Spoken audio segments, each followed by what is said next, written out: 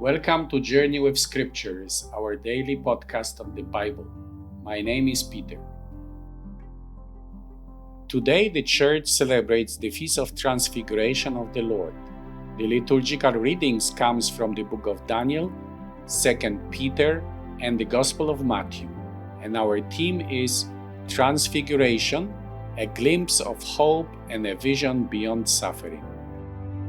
Enjoy this episode read by our friend Ivan and share it with others. May God bless you all.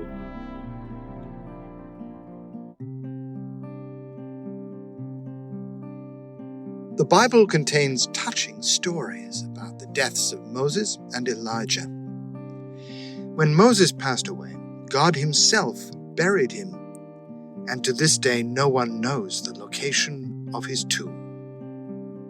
According to the Bible, no prophet like Moses communicated with God face to face and performed miraculous acts in Egypt to free God's people from slavery.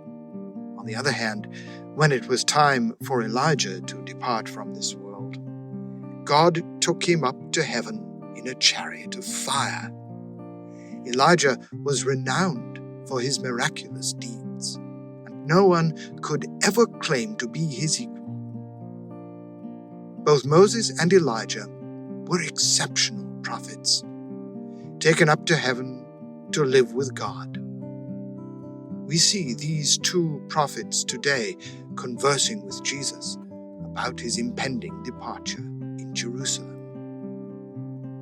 What is the deeper meaning behind these encounters? Before Jesus led Peter, James, and John to a high mountain, he spoke about his forthcoming passion, his suffering, ridicule, and crucifixion in Jerusalem. The apostles, particularly Peter, struggled to accept the notion of their master enduring such hardships. They desired to see Jesus victorious at all times, transcending suffering. A few days later, Jesus brought the three disciples to a high mountain to reveal his majesty and glory, preparing them for the scandal of the cross. Painful experiences in our lives are often connected to tragedies, and people find it difficult to comprehend why suffering exists. The age-old question arises: why does God allow bad things to happen to good people? The prophet Habakkuk once lamented over this apparent contradiction. Your eyes are too pure to look on evil. You cannot tolerate wrong. Why then do you tolerate the treacherous? Why are you silent when the wicked swallow up those more righteous than themselves? The apostles wrestled with the same question, hearing about Jesus, who healed the sick, expelled demons, made people alive again, about to face suffering. The Transfiguration of Jesus aimed to address this profound question. By transforming himself before their eyes, Jesus offered them a glimpse of his divine majesty. They witnessed what the prophet Daniel had foretold about the Son of Man receiving dominion, glory, and kingship, with all peoples and nations serving him. The Transfiguration was meant to instill hope and strengthen their faith in the face of Jesus' impending suffering. Even witnessing Jesus' tragic death, they were not to lose faith, knowing that suffering does not have the final say.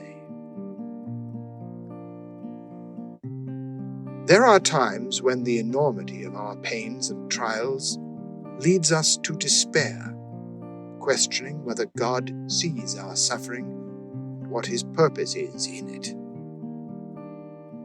But imagine someone showing you a glimpse of your future life beyond this world, a life in the presence of God, reunited with loved ones, free from suffering. Such a vision, however fleeting, can make a profound difference in how you view your earthly life. St. Paul wrote about our citizenship being in heaven, where we await the coming of our Savior, Jesus Christ. We do not live for this world alone. There is another reality to which the presence of Moses and Elijah give witness. We journey towards it, and the path to that reality is the cross of Christ. The Bible calls it everlasting life, being with God forever, and bodily resurrection. St. Paul calls it a mystery that is at the heart of our faith. It proclaims the resurrection of the dead, the transformation of the living, and all living in God's presence forever. The message of Jesus' transfiguration offers a glimpse into a different world. In the presence of suffering, we see Jesus' glory. We see Moses and Elijah alive in God, and we hope that one day we will be with them. This vision offers us hope as we journey through life, knowing that something beautiful awaits us after the trials of this world.